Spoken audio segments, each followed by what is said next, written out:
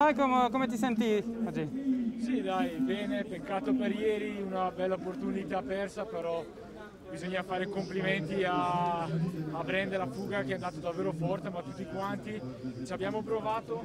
Oggi una tappa davvero dura da interpretare, ma sicuramente ci proveremo. Che aspetti per oggi? Che tipo di gara con con queste salite?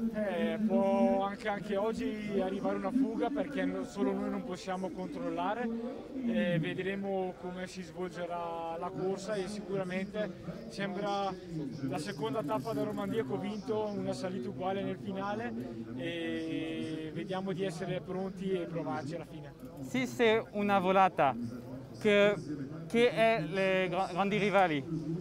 Ma una volata come questa, oggi con una salita del genere, sicuramente gente come Kwiatkowski, Valverde, anche Stuyven sono loro gli uomini da battere.